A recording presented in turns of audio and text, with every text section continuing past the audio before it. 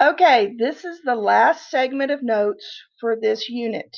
We've been talking about Newton's laws of motion, and especially Newton's first law that says an object in motion will stay in motion, an object at rest will stay at rest, unless acted upon by an outside force. So, what would this outside force be? First of all, one outside force that we're most familiar with is weight.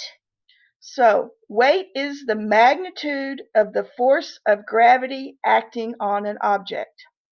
How much stuff makes up an object is its mass. The stuff is the mass. How much gravity is pulling on that mass is going to be your weight. So we signify it as W for weight or F of G. It's force of gravity. On Newton's second law, we found out that force equals mass times acceleration. When that acceleration is acceleration due to gravity or free fall acceleration, the force of G, gravity, equals mass times G, or the free fall acceleration. On Earth, we consider it negative 9.81 meters per second squared. Now, depending on where you are on Earth, that may change slightly, but as an average, we use 9.81 meters per second squared for the acceleration due to gravity. Okay? It is scalar. It only has a magnitude. It doesn't have a direction like up, left, right, north, south. It's a scalar unit. It only has magnitude. Okay, another force. Whenever you have gravity working on an object, we found out in Newton's third law that there's an opposite but equal force. And that opposite force to gravity is what we call the normal force, a force exerted by one object on another in a direction perpendicular to the surface of contact. Okay, often but not always it opposes gravity, and we call it F of n for normal. In this case, if you had a box sitting on a surface, gravity is pulling down. If you did a diagram, a force diagram, force is going down.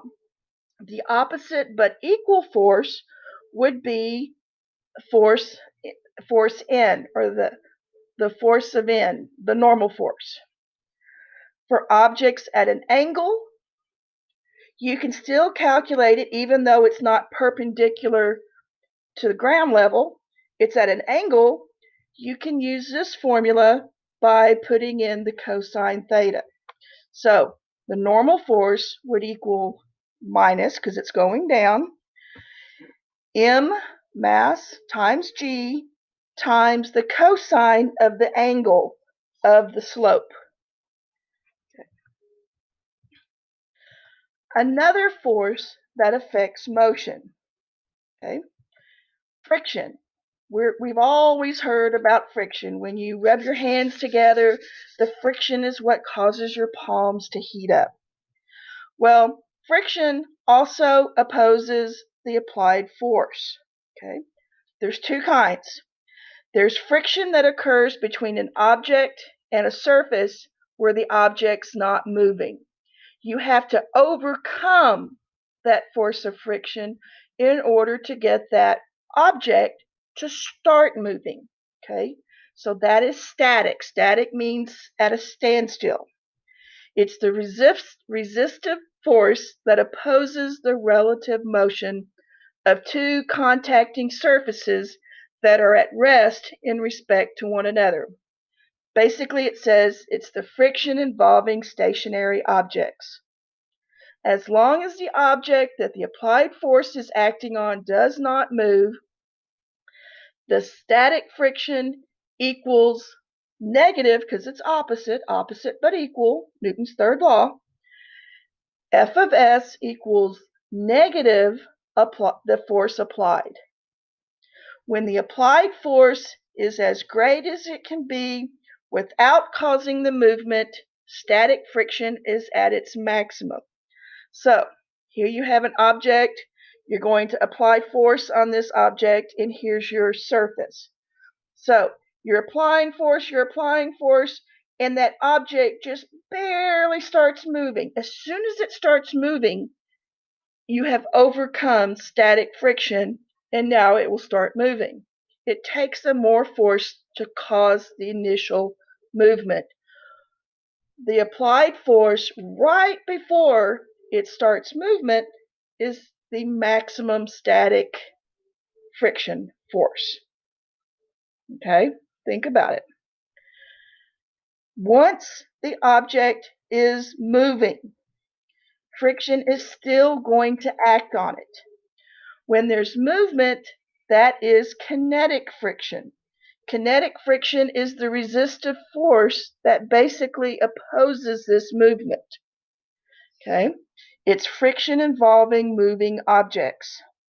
The net external force acting on an object is equal to the applied force minus the kinetic force. Okay? So, caused by adhesion due to electrostatic forces between molecules. What does that mean? Okay, we have our box or object. It's on a surface. Okay? We're applying force, and finally you overcome static friction and the object starts moving. It takes more force to get it to start moving because of adhesion forces of molecules than it takes to keep the object moving after you get it moving. That's what it means. The static friction, you have to overcome that. It takes more force than just keeping it moving once you get it moving. Okay. Force of friction. Friction is proportional to the normal force. Okay, what does that mean? It's easier to overcome friction for less massive objects than massive objects. Okay, friction is proportional to the normal force. So it just means if you're going to try to get an object moving, if it's a big object, back to our big dump truck, it's easier to get a bicycle moving than a dump truck because the bicycle is less massive. It's easier to overcome the friction. Friction also depends on the surface. The more smooth an object, the less friction, and the different coefficient of friction, which is the ratio of the force of friction to the normal force.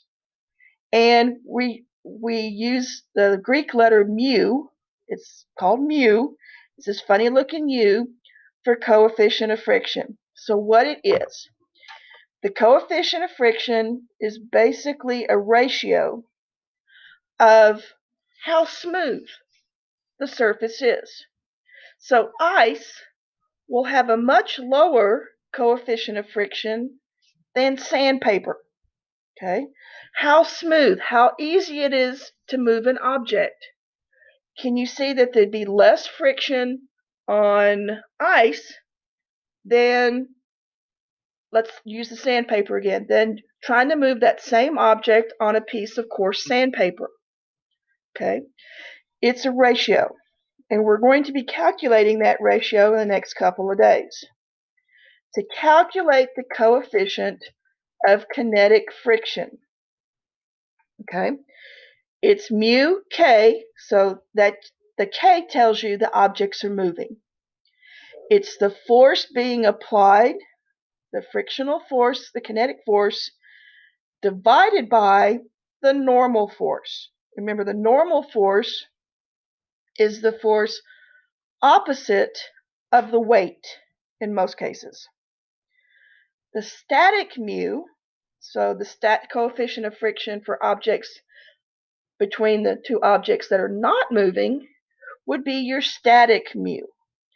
And it is your force, your static force maximum.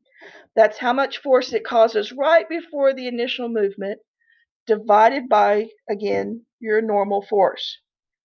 To calculate the frictional force, you can use this equation, which is negative the force of friction equals mu, if you're given the mu, and the normal force, which can be calculated. Okay, we will be doing this. Just make sure it ends up in your notes. Once we work with it, this will make more sense. I promise. Don't panic. Okay. We always hear about air resistance. What is air resistance?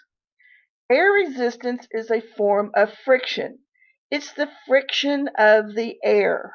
Okay? It acts on an object opposing movement. So as the rock is falling off the cliff, okay, there's going to be air that it's displacing as it's falling. That is the air resistance.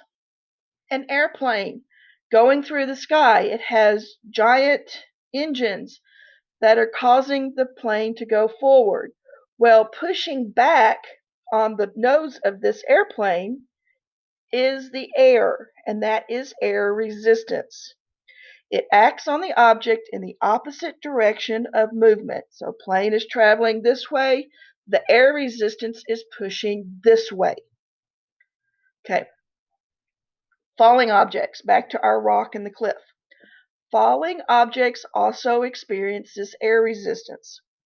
As the velocity increases, it goes faster and faster because acceleration due to gravity. As it goes faster and faster, the air resistance will also increase until you get to a point where there's terminal speed. That's when the upward force of air resistance balances the downward force due to gravity. And again, don't panic. We will work with it. Just make sure it ends up in your notes so when we do talk about it, you'll have it in your notes to look back on.